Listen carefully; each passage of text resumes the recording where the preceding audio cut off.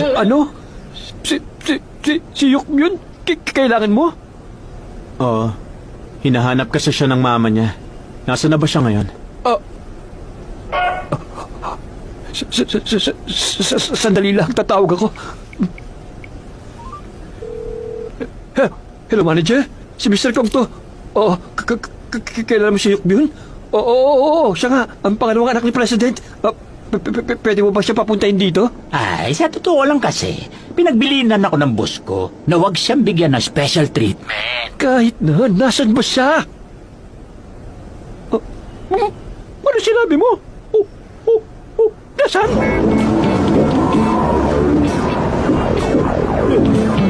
Ay,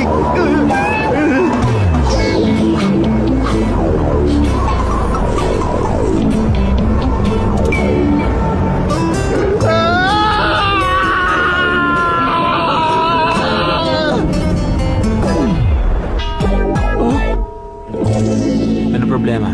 Mr. Kong, sumagot ka. Anong gagawin natin? Ano?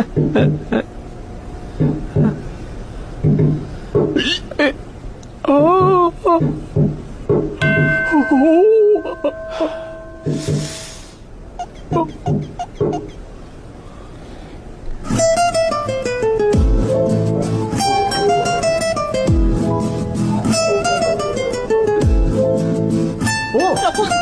Mama! Naku!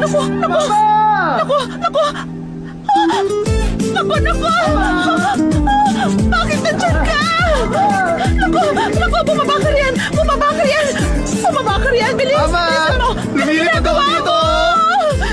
Hindi! Baba na! Ay, naku! Ay!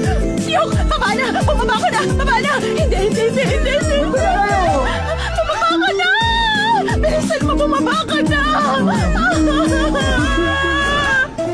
Honey!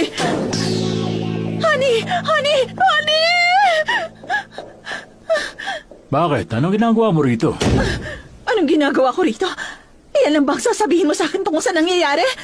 Ang anak natin, alam mo ba ang ginagawa ni Yuka? Pero kalmado ka lang na nakaupo riyan? Naglilinis lang siguro siya sa kung saan. Hindi lang yun, basta simpleng paglilinis lang! Huwag mo siyang sasabihan ng kung ano-ano. Baka biglang magbago isip ng anak mo, okay? Lagi mo siyang pinoprotektahan eh. Tignan mo ang nangyari sa kanya. Kaya masyado siyang mahina eh. Masyado siyang mahina. Yan ba ang dahilan? Kaya ba nakasabit ang anak mo sa labas? Anong nakasabit? Anong ibig mo sabihin?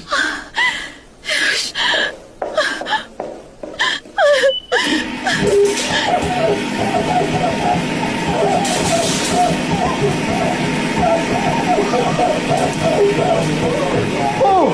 Mama! Oo! Naglilinis ba siya ng bintana sa labas? Malakas pala loob niya kaysa sa akala ko eh. Mama! Ha?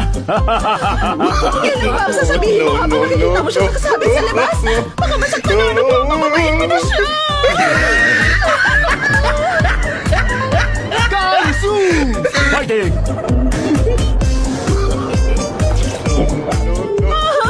Anong ginagawa mo, Yung? Malaloka na ako! Itanong mo kung sino nagawa nito. Gusto kong malaman kung sinong nilagay sa anak ko sa lugar na yan. Gawin mo ngayon din! Picture! Kangsu! Maganda! Honey!